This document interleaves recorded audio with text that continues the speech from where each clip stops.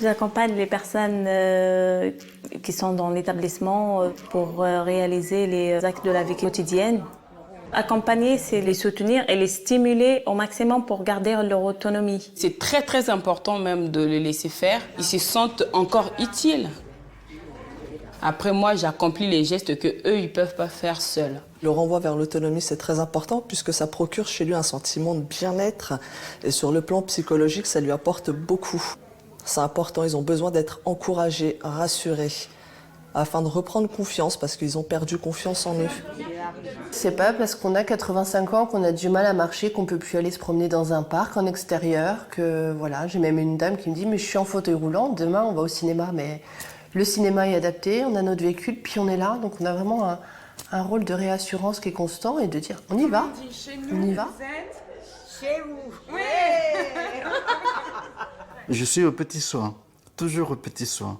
On me demande, est-ce que vous avez le temps de me faire une douche? Écoutez, le temps, on va le faire. Voilà. On veille à ce qu'ils soient toujours bien habillés, bien coiffés, parfumés. Le maquillage aussi chez certaines dames, très important. Le rasage chez les messieurs, bien entendu. C'est une image d'eux-mêmes qui est très valorisante et il leur faut ça. On fait tout au moment même, on est là pour répondre à leurs besoins. S'il manque quelque chose de l'eau ou je sais pas, s'il manque quelque chose dans leur chambre, il faut être là pour leur donner. On ne leur dit pas, on verra plus tard, je reviendrai après. Qu'on soit en pause ou pas, qu'on n'ait pas le temps, il faut leur donner tout de suite. C'est comme un client en fait, on est là pour eux. On avance à leur rythme, ça c'est important aussi. On avance au rythme des résidents. Il faut vraiment donner du temps à la personne pour la comprendre. Et on passe les voir plusieurs fois dans la journée pour qu'ils ne se sentent pas isolés. Quelquefois, ils peuvent juste sonner et c'est pas forcément avoir besoin d'un verre d'eau, c'est avoir juste besoin de parler, d'une présence, de leur prendre la main et de savoir les écouter. Les résidents ont besoin de la joie, de la bonne humeur du personnel. Ça leur fait énormément de bien. Un sourire est très important. On ne peut pas rentrer dans une chambre sans le sourire. Le sourire est déjà un réconfort.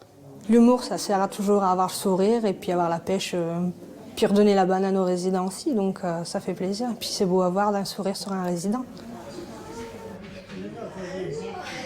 Ce qui m'intéresse le plus, c'est le contact avec les résidents.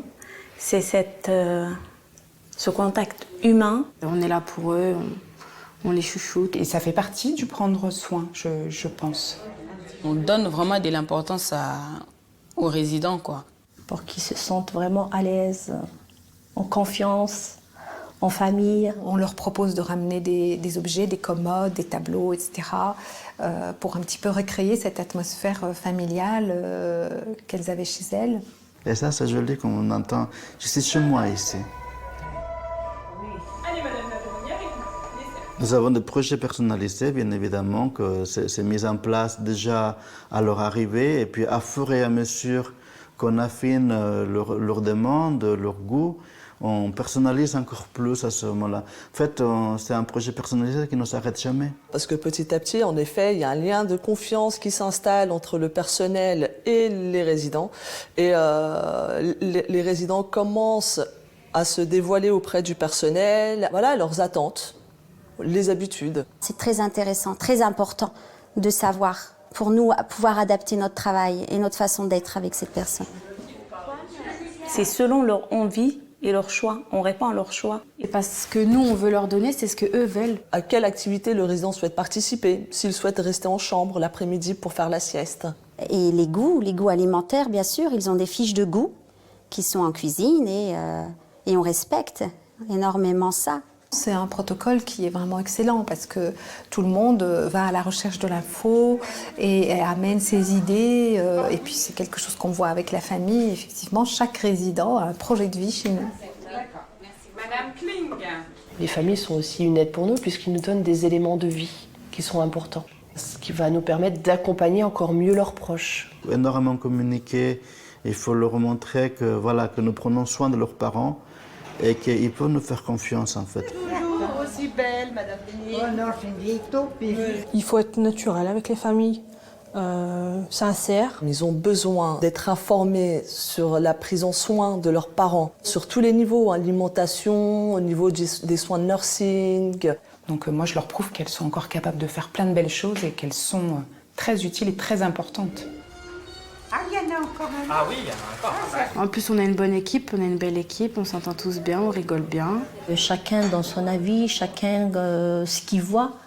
Et puis c'est là qu'on décide qu'est-ce qu'il faut faire, comment vraiment on peut aider cette personne. Surtout avec des gens très difficiles par leur maladie, par leur pathologie, il faut travailler en équipe. Ça nous donne la possibilité de prendre soin de chacun. Et ça n'a pas de prix. Ça, c'est très rare. C'est ça, en maison de famille, c'est chez eux, quoi. C'est un métier très difficile, mais il est très riche en relations humaines.